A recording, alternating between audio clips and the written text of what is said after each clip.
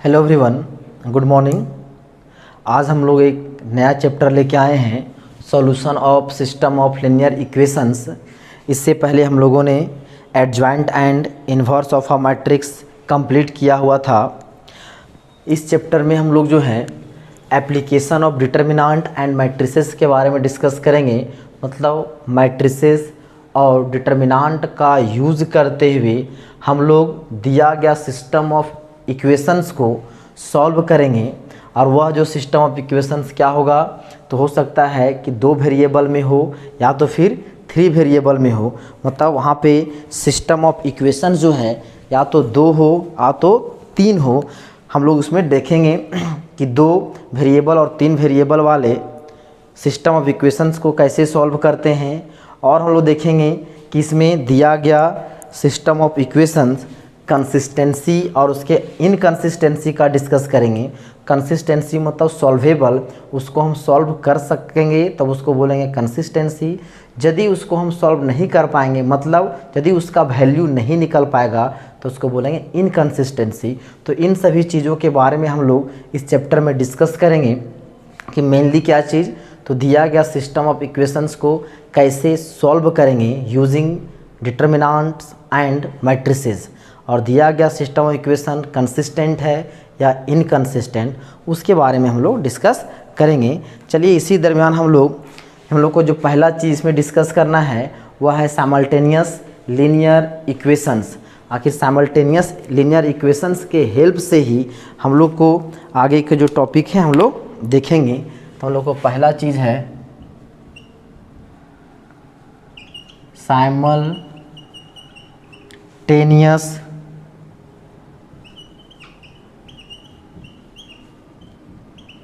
Linear equations, इसके बारे में डिस्कस करना है। तो चलिए हम लोग जो है कंसीडर करते हैं कि n लीनियर इक्वेशंस को कंसीडर करेंगे और उसको हम लोग सॉल्व करेंगे।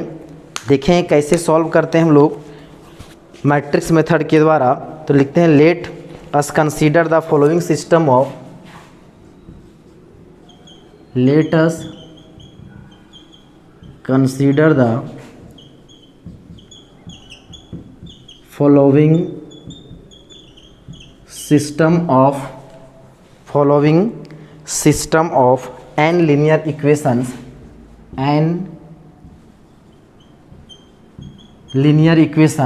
मतलब वहाँ पे जो लीनियर इक्वेशंस की जो संख्या होंगी वो कितना होगा, n होगा। इन n अननोन्स, और उसमें जो अननोन्स की जो संख्या होगा इन n unknowns x1 x2 x3 xn। मतलब हम लोग n लीनियर इक्वेशंस होंगे जिसमें उसमें वेरिएबल्स कितने होंगे, n वेरिएबल्स होंगे। चलिए हम लोग कंसीडर करते हैं, मान लेते हैं कि वह है a11 x1 plus a12 x2 plus a13 x3 plus plus ये हो जाएगा a1n xn बराबर मान लेते हैं b1। ये मेरा लीनियर इक्वेशंस है। फिर जो है इसी तरह मान लेते हैं a21 x1 plus a22 x2 plus a23 x3 plus हो जाएगा a2n xn is equal to b2। तो इसमें हम लोग जो है अभी उसी प्रकार हम लोग कितना वेरिएबल लिखें, तो n इक्वेशंस लिखें।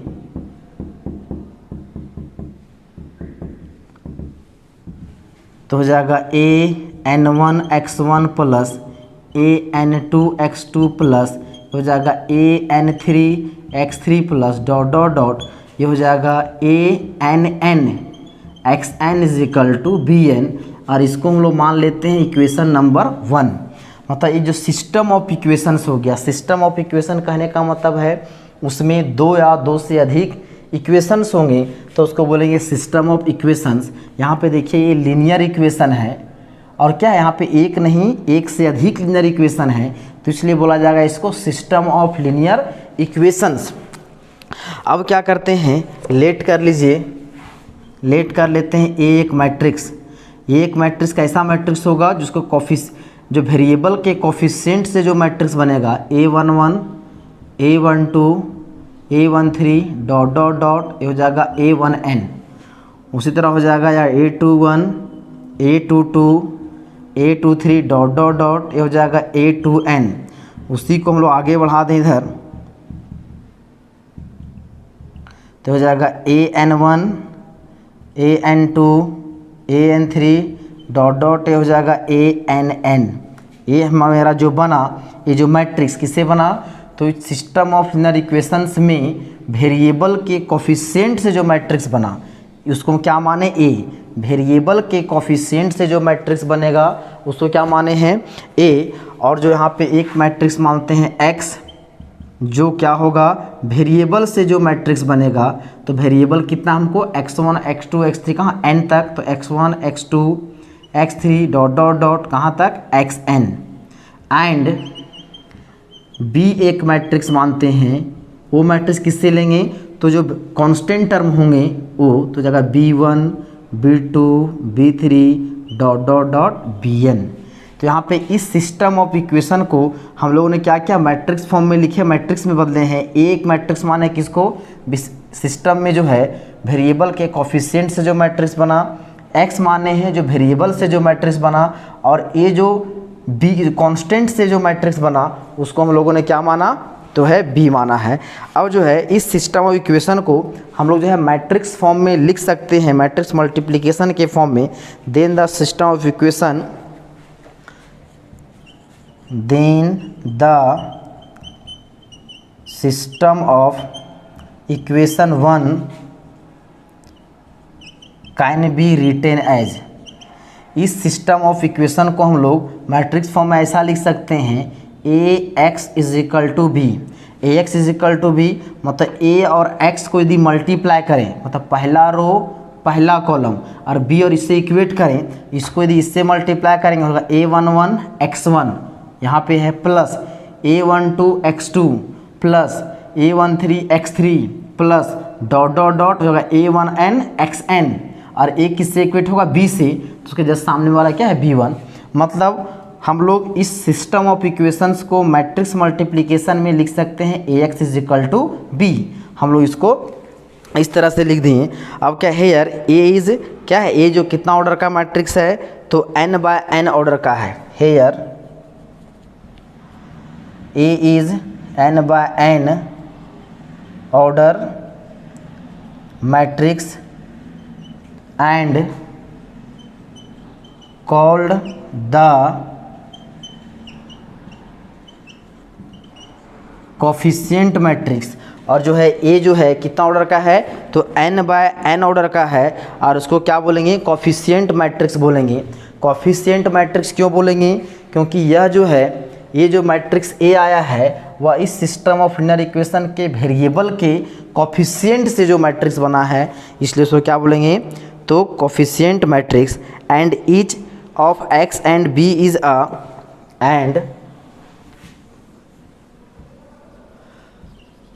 Each x and b is a, इसका जो ऑर्डर कितना होगा, देखिए यहाँ पे रो की संख्या कितना है, पहला दूसरा तीसरा डॉट डॉट डॉट nवां रो, कॉलम कितने हैं 1, उसी तरह इसका भी है n बाय 1, तो हो जाएगा B एंड B आर हो जाएगा n बाय 1 ऑर्डर मैट्रिक्स। तो ये हम लोग का हो गया सिस्टम ऑफ लीनियर इक्वेशंस को हम लोग मैट्रिक्स फॉर्म में लिख करके इसको हम इस तरह से लिख सकते हैं। अब हम लोग का जो है इसमें बात आता है कि होमोजीनियस लीनियर इक्वेशंस किसको बोलते हैं और नॉन होमोजीनियस लीनियर इक्वेशंस किसको बोलते हैं।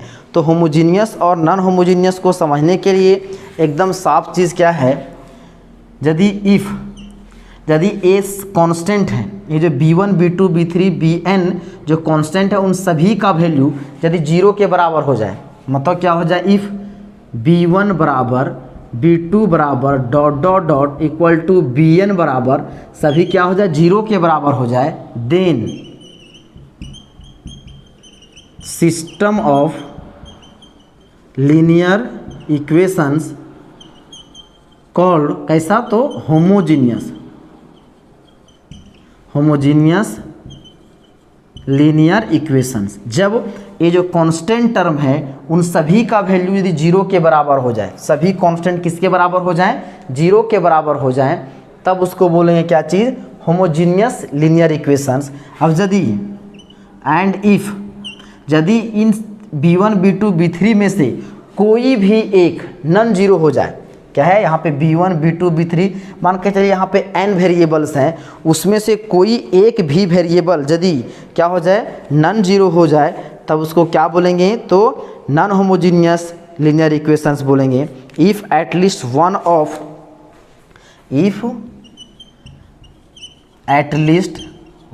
Of b1 b2 b3 dot dot dot bn is non zero, यदि इतना जो वेरिएबल है उसमें एक भी वेरिएबल कोई नॉन जीरो हो जाएगा, then system of linear equations called कैसा, तो नॉन होमोजीनियस लीनियर इक्वेशंस। क्या बोले यहाँ पर, अभी हम लोग 2-3 चीज़ देखें कि होमोजीनियस क्या होगा, जब एक कांस्टेंट सभी कांस्टेंट का वैल्यू जीरो के बराबर हो जाए तब उसको बोलेंगे होमोजीनियस लीनियर इक्वेशंस। और यदि उन कांस्टेंट में से कोई भी एक यदि नॉन जीरो होगा तब उसको बोलेंगे नॉन होमोजीनियस लीनियर इक्वेशंस। चलिए इसको नोट कीजिए, आगे देखते हैं। अगला जो हम लोग को पढ़ना है वह है solution of a system of equations. इसको सिर्फ हिंट कर देंगे, आसान है। क्या चीज़, solution of system of a equation. यह जो है दिया गया सिस्टम ऑफ इक्वेशन का, solution of a system of equations क्या है कि दिया गया सिस्टम ऑफ इक्वेशन का सॉल्यूशन क्या होता है। मान लेते हैं कि alpha 1 alpha 2 alpha 3 dot dot डॉट अल्फ़ा n क्या है, आर द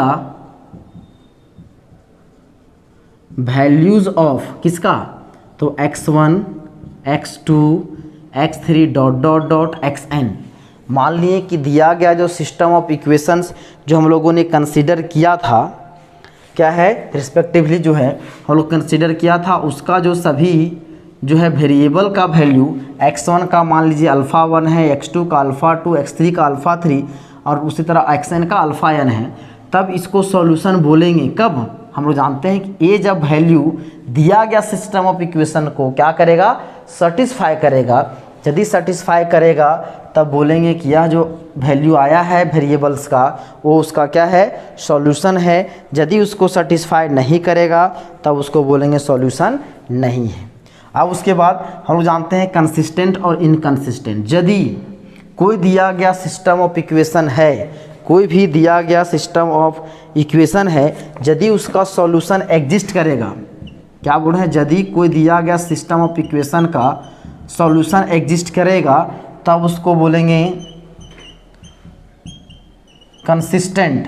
यदि सॉल्यूशन एग्जिस्ट नहीं करेगा, सॉल्यूशन डज नॉट एग्जिस्ट, तब उसको क्या बोलेंगे, इनकंसिस्टेंट। क्या बोल रहे हैं कि जब दिया गया सॉल्यूशन का सिस्टम ऑफ इक्वेशंस का सॉल्यूशन एग्जिस्ट करेगा, मतलब उसका कुछ वैल्यू निकलेगा, तब उसको बोलेंगे कंसिस्टेंट। यदि उसका वैल्यू नहीं निकलेगा तब उसको बोलेंगे इनकंसिस्टेंट। अब हम लोग को देखना है, अब जो हम लोग को पढ़ना है वह consistency of a system of linear equations. उसमें कंसिस्टेंसी और इनकंसिस्टेंसी के लिए हम लोग को दो चीज़ देखेंगे। जब दिया गया मैट्रिक्स का डिटर्मिनेंट नॉन जीरो होगा, और जब दिया गया मैट्रिक्स का डिटर्मिनेंट दिया गया मतलब जो वेरिएबल के कोफिशिएंट से जो मैट्रिक्स बनता है उस मैट्रिक्स का डिटर्मिनेंट क्या होगा, जीरो होगा। तो इसमें बोलता है पहला कि when system of equations is non homogeneous. उसमें हम लोग को एक थ्योरम पढ़ना है, उस थ्योरम को शॉर्ट में देख लेते हैं। स्टेटमेंट क्या बोलता है कि यदि दिया गया जो मैट्रिक्स मतलब वेरिएबल के कोफिशिएंट से जो मैट्रिक्स बनता है उसका डिटर्मिनेंट वैल्यू क्या आ गया, नॉन जीरो आया, देन उसको क्या बोला, उसका जो सॉल्यूशन होगा वो क्या कहलाएगा, तो कंसिस्टेंट कहलाएगा। और उसका क्या हो जाएगा, तो यूनिक सॉल्यूशन होगा। यूनिक सॉल्यूशन कहने का मतलब है कि उसका जो x का जो x1 x2 x3 जो वैल्यू होगा उसका सिंगल वैल्यू होगा, यूनिक सॉल्यूशन होगा। और उसको सॉल्यूशन को निकालने का फार्मूला हो जाएगा क्या चीज़, A inverse is equal to B। मतलब यदि जो है दिया गया जो मैट्रिक्स का डिटरमिनेंट वैल्यू 0 तो वो कंसिस्टेंट होगा और क्या होगा, यूनिक सॉल्यूशन। और उसको सॉल्यूशन कैसे लिखेंगे, तो x is equal to A inverse B।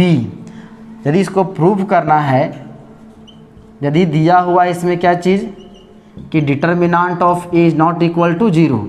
अभी हम लोग जो सिमल्टेनियस लीनियर इक्वेशंस देखे थे तो दिया गया सिस्टम ऑफ इक्वेशंस को मैट्रिक्स के फॉर्म में क्या लिखे थे, Ax is equal to B, अभी जस्ट लिखे थे। तो यहाँ से हम लोग लिखेंगे Ax is equal to B। ये क्या था, वेरिएबल के कोफिशिएंट से जो मैट्रिक्स बनता है, x था वेरिएबल से जो मैट्रिक्स बनता है, b था कांस्टेंट टर्म से जो मैट्रिक्स बनता है। अब क्या कीजिए, दोनों तरफ जो है हम लोग A इन्वर्स से मल्टीप्लाई कर दीजिए, तो ये हो जाएगा A inverse Ax is equal to A inverse B। तो क्या किए हैं, मल्टीप्लाई बाय A इन्वर्स। अब इन दोनों को साथ में रखिए, A इन्वर्स इंटू A, इसको x रखिए, और A इन्वर्स इंटू B। हम लोग जानते हैं A इन्वर्स इंटू A का वैल्यू क्या होता है, प्रूव भी किए थे, आइडेंटिटी होता है Ix is equal to A inverse B। अब कोई भी मैट्रिक्स है उसको आइडेंटिटी मैट्रिक्स से मल्टीप्लाई करेंगे, उसके वैल्यू में कोई चेंजिंग नहीं होगा, तो x इज इक्वल टू हो जाएगा मेरा A इन्वर्स B। ये हम लोग का फार्मूला तैयार हो गया कि जब डिटरमिनेंट दिया गया मैट्रिक्स का डिटरमिनेंट यदि नॉन जीरो होगा तो क्या होगा, कंसिस्टेंट होगा। और उसका सॉल्यूशन हम लोग कैसे लिखेंगे, x is equal to A inverse B, मतलब कोफिशिएंट मैट्रिक्स जो होगा उसका पहले हम लोग इन्वर्स निकालेंगे। और इन्वर्स निकालने के लिए हम लोग पढ़े थे adjoint of inverse of matrix में, जो पिछला चैप्टर में कोफैक्टर निकालना पड़ता है, कोफैक्टर मैट्रिक्स, फिर उसको ट्रांसपोज करेंगे तो एडजॉइंट निकलेगा, और उसके एडजॉइंट को डिटरमिनेंट से इसको डिवाइड करेंगे तो इन्वर्स निकलेगा।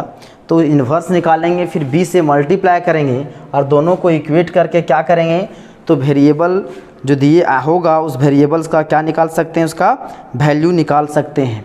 तो ये मेरा हो गया क्या चीज़, जब डिटरमिनेंट का वैल्यू 0 के बराबर नहीं होगा। अब यदि हम लोग का जो है डिटरमिनेंट वैल्यू क्या आ जाएगा, 0 के बराबर आ जाएगा, ये सोचिए if determinant of A is equal to 0, then इसका वैल्यू हो सकता है कि उस दिया गया जो सिस्टम ऑफ इक्वेशन है उसका क्या होगा, नो सॉल्यूशन होगा, या तो फिर इनफाइनाइटली मेनी सॉल्यूशन होगा। दो चीज़, आ तो नो सॉल्यूशन, आ तो फिर इनफाइनाइटली मेनी सॉल्यूशन। ये डिपेंड करेगा किस पर, तो एडजॉइंट ऑफ A और इंटू बी का वैल्यू क्या आता है। यदि डिटरमिनेंट का वैल्यू 0 आ गया तब वहाँ पे दो कंडीशन हो सकता है कि उस सिस्टम का इक्वेशन में क्या नो सॉल्यूशन हो जाए, या तो फिर इनफाइनाइटली मेनी सॉल्यूशन होगा। और ये दोनों किस पर डिपेंड करेगा, तो इस पर adjoint of A into B. यदि इसका value adjoint of A equal to B into B का वैल्यू यदि नॉन जीरो आ गया, क्या आ गया, नॉन जीरो, तो हो जाएगा क्या चीज़, नो सॉल्यूशन। तब ये हो जाएगा मेरा क्या चीज़, नो सॉल्यूशन। यदि adjoint of A into B का वैल्यू 0 हो जाए तो क्या हो जाएगा, इनफाइनाइटली मेनी सॉल्यूशन। दो चीज़, यदि डिटरमिनेंट, अभी हम लोग देखें डिटरमिनेंट का वैल्यू नॉन जीरो, तब क्या होगा, यूनिक सॉल्यूशन, और उसका सॉल्यूशन को ऐसे लिखेंगे। यदि डिटरमिनेंट का वैल्यू क्या होगा, 0 के बराबर, तब वहाँ पे दो चीज़ हो सकता है कि उसका सॉल्यूशन नो सॉल्यूशन हो, या तो फिर इनफाइनाइटली मेनी सॉल्यूशन हो। वो सिर्फ और सिर्फ डिपेंड करता है किस पे, तो adjoint of A into B पर। यदि उसका adjoint of A into B का वैल्यू 0 के बराबर आ जाएगा तब हो जाएगा इनफाइनाइटली मेनी सॉल्यूशन, और नॉट इक्वल टू 0 होगा तो होगा उसका क्या चीज़, तो होगा नो सॉल्यूशन। और क्या होगा, जब नो सॉल्यूशन होगा तब इस केस में दिया गया सिस्टम ऑफ इक्वेशन क्या होगा, इनकंसिस्टेंट। और infinitely many solution, infinitely many solution क्या होता है, मतलब एक से सॉल्यूशन अधिक आएगा, एक से अधिक आएगा कुछ है सॉल्यूशन तो आ रहा है ना, तो इसका हो जाएगा ये क्या चीज़ होगा, कंसिस्टेंट। क्या होगा, कंसिस्टेंट। हमको याद रखने का एक तरीका क्या है, ध्यान दीजिए, यदि इसको हम लोग शॉर्ट में ऐसे लिखें, इसको मिटा दे रहे हैं, देखिए शॉर्ट में इस तरह से लिखे यदि,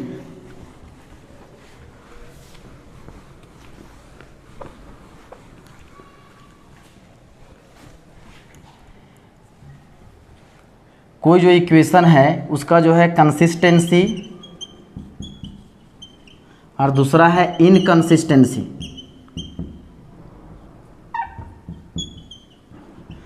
ये कंसिस्टेंट कब होगा, जब दिया गया डिटर्मिनेंट का वैल्यू क्या हो जाए, नॉट इक्वल टू 0। और ये इनकंसिस्टेंसी के लिए यहाँ पे क्या है, दो चीज़, कि जब यहाँ पे जो है डिटर्मिनेंट का वैल्यू यदि 0 आ गया, एक चीज़ को ऐसे लिखिए, ऐसे लिखिए, जब डिटर्मिनेंट का वैल्यू 0 तो ये क्या हो जाएगा, कंसिस्टेंट, और क्या होगा, यूनिक सॉल्यूशन।